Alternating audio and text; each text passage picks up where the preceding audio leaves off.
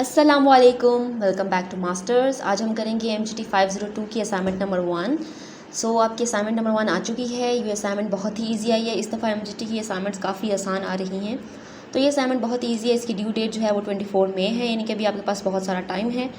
लेकिन नेट का कोई पता नहीं होता, तो इसलिए हम पहले से बना के सबमिट करवा देते हैं। इसके मार्क्स 10 हैं। सबसे पहले तो हम असाइनमेंट का क्वेश्चन देख लेते हैं। असाइनमेंट के क्वेश्चन में आपको 5 जो पर्सनैलिटी की ट्रेड्स थी उनके बारे में बताया गया है, जो आपने लेक्चर नंबर 8 में पढ़ी थी। तो ये असाइनमेंट आपकी लेक्चर नंबर 8 से है, तो आप लेक्चर नंबर 8 भी करके इस असाइनमेंट को बना सकते हैं बहुत अच्छे से। ठीक है।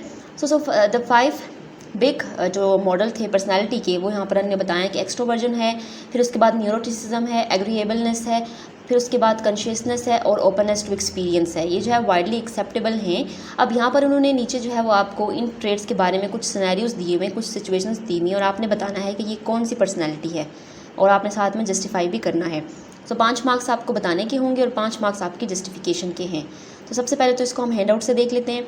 हैंड आउट में आपका ये जो है वो लेक्चर नंबर 8 है।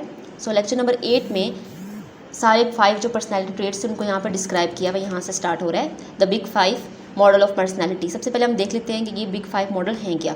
एक्स्ट्रोवर्जन देख लेते हैं। एक्स्ट्रोवर्जन में जो है वो उसमें एक बंदा जो है वो कितना सोशलेबल है, कितना फ्रेंडली है, कितना एक्सप्रेसिव है, कितना वो पॉजिटिव है, यानी कि घुल मिलने वाला, सबसे बातचीत करने वाला, सोशलेबल होने वाला, यानी कि जिसको हर किसी में बस उसको बिठाएं और वो सबसे बातें करने लग जाए। इस तरह के बंदे जो हैं वो एक्स्ट्रोवर्जन में आते हैं। ठीक है। उसके बाद इमोशनल स्टेबिलिटी वाले में जो है वो हमारे पास न्यूरोटिसिज्म है। अब वो ऐसे बंदे होते हैं जिन पे नेगेटिव चीज़ें ज़्यादा इफेक्ट करती हैं, बहुत जल्दी इमोशनली वो परेशान हो जाते हैं, स्ट्रेस हो जाते हैं, बहुत ज़्यादा वो ना एकदम से उन पे ना चीज़ें नेगेटिव इफेक्ट करती हैं। तो ऐसे जो पर्सनैलिटी वाले लोग होते हैं उनको न्यूरोटिसिज्म में रखा जाता है। उसके बाद एग्रीएबलनेस क्या होता है। एग्रीएबलनेस वाले लोग जो है बहुत ही कर्टियस होते हैं, यानी कि बहुत ही अच्छे, बहुत ही काइंड, सेल्फ हर्टेड होते हैं, ट्रस्टिंग होते हैं, दूसरों की मदद करते हैं। ऐसे लोगों को हम एग्रीएबलनेस में रखते हैं। उसके बाद कॉन्शियसनेस है। कॉन्शियसनेस में वो लोग हैं जो बहुत रिस्पॉन्सिबल हैं, बहुत अपने आप पर डिपेंड करते हैं, अपना काम ना उन्हें रिस्पॉन्सिबिलिटी से करना ही करना है, और अपने हर काम को बहुत अच्छे से ऑर्गेनाइज भी करके रखते हैं। ऐसे लोग जो है वो कॉन्शियसनेस में आ जाते हैं। उसके बाद ओपननेस टू एक्सपीरियंस, वो लोग हैं जो ब्रॉड माइंडेड होते हैं, बहुत ज़्यादा इंटरेस्टिंग होते हैं, हर काम में बहुत बढ़ चढ़ कर हिस्सा लेते हैं, बहुत ओपन माइंडेड से सोचते हैं और उसमें करने की कोशिश करते हैं। ऐसे लोगों को हम कहते हैं कि वो ओपननेस टू एक्सपीरियंस में। यहाँ पर आपको पिक्चर में भी बताया हुआ है कि जो है हमारे पास कॉन्शियस लोग वो होते हैं जो केयरिंग हैं, डिपेंडेबल हैं। ठीक है। उसके बाद इमोशनल स्टेबिलिटी, हमारे पास न्यूरोटिसिज्म वाले लोग हैं जो बहुत सिक्योर हैं, जो थोड़ा नेगेटिव उन पर चीज़ें इफेक्ट करती हैं, मेंटली थोड़ा स्ट्रेस हो जाते हैं, परेशान हो जाते हैं। ओपननेस टू एक्सपीरियंस, हमारे पास वो लोग हैं जो से इनके, और जो न्यू चीज़ें तो वो बहुत जल्दी ग्रैब करने की कोशिश करते हैं। उसके बाद एग्रीएबलनेस, वो लोग होते हैं जो कर्टियस होते हैं। ठीक है। दूसरे का काम बताते हैं, इनके हार्ड वर्किंग भी होते हैं, दूसरों की हेल्प भी करते हैं। और फिर हैं जो बहुत ज़्यादा बातूनी होते हैं, हर किसी के साथ बातें करने लग जाते हैं उन लोग के। ठीक है। तो ये 5 लोग हमने इनको समझ लिया। अब हम क्वेश्चन की तरफ चलते हैं। क्वेश्चन में पहला था कि individual who loves to try new things, ऐसा बंदा जिसको न्यू चीज़ें करने का बहुत शौक है और न्यू आइडियाज़ को एक्सप्लोर करने का बहुत शौक है, न्यू कल्चर को एक्सप्लोर करने का शौक है, न्यू फूड्स वो ट्राई करता है, न्यू हॉबीज़ ट्राई करता है और ट्रैवल टू न्यू प्लेसेस। तो ये कौन सी पर्सनैलिटी ट्रेट होगी? ऑफ कोर्स ये ओपननेस टू एक्सपीरियंस वाली पर्सनैलिटी ट्रेट होगी। इसका आंसर जो है वो मैंने इनको टेबल की फॉर्म में लिखा है। देखिए सिनेरियो नंबर 1, इसलिए ओपननेस टू एक्सपीरियंस होगा। क्यों? क्योंकि वो देखिए अभी हमने हैंडआउट से ये भी पढ़ कर आए हैं, तो बिल्कुल ये 100% करेक्ट है। उसके बाद हम जस्टिफिकेशन में भी लिखना है। आप जस्टिफिकेशन अपनी मर्जी से लिख सकते हैं। जस्टिफिकेशन में आप उसको डिस्क्राइब करें कि आपने ओपननेस टू एक्सपीरियंस क्यों चुना है। हैंडआउट से आप रीड करें और देखिए यहाँ पर मैंने लिखा है कि इंडिविजुअल है, उसकी एग्जाम्पल है, वो इन्जॉय करता है न्यू थिंग्स को, एक्सप्लोर करना जानता है, न्यू फूड्स को ट्राई करता है, न्यू हॉबीज़ को ट्राई करता है। तो इसका मतलब है कि वो हाई ओपननेस टू एक्सपीरियंस है। ठीक है। तो जस्टिफिकेशन में आपने बस 1 मार्क का लिखना है, 1 या 2 पॉइंट आपके लिए इनफ है। यहाँ पे मैंने थोड़ा ज़्यादा इसलिए लिखा है ताकि आप इसमें से आइडिया ले सकें। ठीक है। और ये जस्ट आइडिया सोल्यूशन है, आपने इसको कॉपी पेस्ट नहीं करना। उसके बाद सेकंड हमारे पास जो है ये मैंने टेबल की फॉर्म में दूसरा भी लिख दिया है।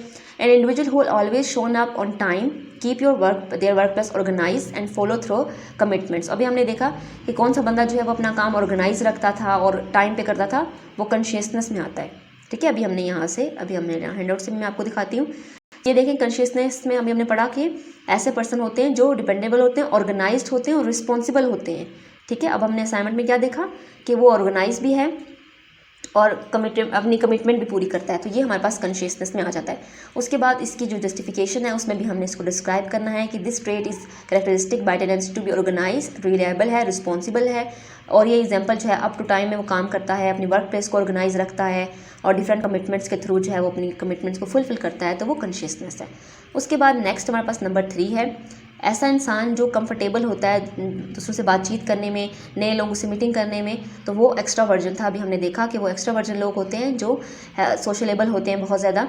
तो यहाँ पर हमने इसको फिर जस्टिफिकेशन में एक्सप्लेन भी किया है कि उनको दूसरों से बातचीत करना बहुत पसंद है, बहुत कंफर्टेबल होते हैं वो दूसरे लोगों से बातचीत करके, उनको कोई मसला नहीं होता, उनको जिसमें बिठा दें आप वो बातें करने लग जाएंगे।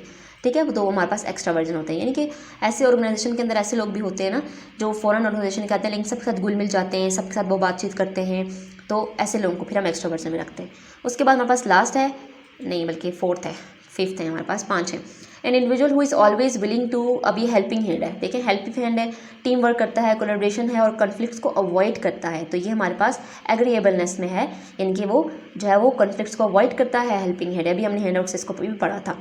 ठीक है, तो कोऑपरेटिव है, एम्पैथेटिक है, कंपनशेट है। आप यहाँ पर जस्टिफिकेशन में अपनी मर्जी से कोई भी लाइन लिख सकते हैं इसके बारे में। हैंड आउट्स में से भी आपको काफ़ी सारा आइडिया मिल जाएगा।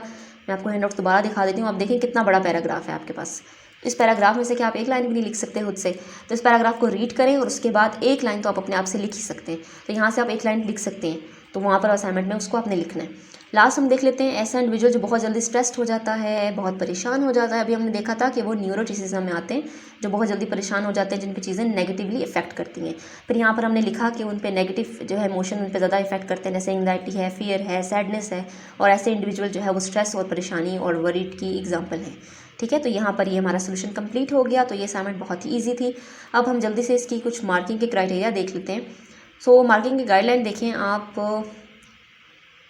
यहाँ पे। सबसे पहले तो आपने टाइम न्यू रोमन रखना है, साइज़ आप या फिर एरिया आप चूज़ कर सकते हैं, साइज़ आपका 12 होना चाहिए और आपने MS वर्ड फॉर्मेट में ही सबमिट करवानी है। तो यहाँ पर आप देखिए मैंने 12 साइज़ रखा है, टाइम्स न्यू रोमन ही रखा है मैंने, और ब्लू ब्लैक फ्रंट ही हमने यूज़ किया। वैसे तो मैं ब्लैक फ़ॉन्ट ही यूज़ करती हूँ, आप ब्लू फ़ॉन्ट भी यूज़ कर सकते हैं क्योंकि इन्होंने अलाउ किया है, आपको ब्लू फ़ॉन्ट में भी अलाउ किया है। तो आप ऐसा करें, इस असाइनमेंट में क्या चेंजिंग कर सकते हैं आप यहाँ से इनको ब्लू कर दें। ठीक है, इन राइटिंग को इन्हें ब्लू अलाउ किया तो हम इनको ब्लू कर देते हैं। ठीक है, तो ऐसे थोड़ी चेंजिंग करके आप इसमें चेंजिंग ला सकते हैं अपने असाइनमेंट में। और ज़रूरी नहीं है कि आप टेबल बनाएं, आप टेबल नहीं बनाएं, आप बिल्कुल पैराग्राफ पे भी लिख सकते हैं। ठीक है, तो टेबल जस्ट मैंने आपको समझाने के लिए लिखा है। ठीक है, हो गया। और हमने वर्ड में फ़ाइल सबमिट करवानी है और बाकी जो है टाइम में सबमिट करवानी है। फ़ाइल करप्टेड नहीं होनी चाहिए, वही गाइडलाइंस है जो हम जो है वो हमेशा से देखते आ रहे हैं। ठीक है, तो और यहाँ पर आपकी असाइनमेंट कंप्लीट हो गई है। होप सो कि आपको ये असाइनमेंट समझ आई होगी। अगर आपको ये फाइल चाहिए तो आप कमेंट बॉक्स में मुझसे पूछ सकते हैं, मैं आपको ये फाइल भी प्रोवाइड कर दूँगी। तो आप इसमें चेंजिंग करके अपने असाइनमेंट सबमिट करवा सकते हैं। तो ये असाइनमेंट बहुत ही आसान थी। आप लेक्चर नंबर 8 को भी यूट्यूब से ले सकते हैं। लेक्चर नंबर 8 लेने के बाद आप बहुत अच्छे से अपने असाइनमेंट खुद बनाने के काबिल हो जाएंगे। अगर फिर भी कोई असाइनमेंट में आपको प्रॉब्लम आती है तो आप कमेंट बॉक्स में मुझसे ज़रूर पूछेगा, मैं आपको हर हाल में गाइड कर दूँगी कि कैसे आपने इस असाइनमेंट को बनाना है। होप सो कि आपको ये सारी चीज़ें समझ आई होंगी। अगर आपको वीडियो अच्छी लगी तो वीडियो को लाइक करें और अपने फ्रेंड्स के साथ भी शेयर करें। Thank you so much.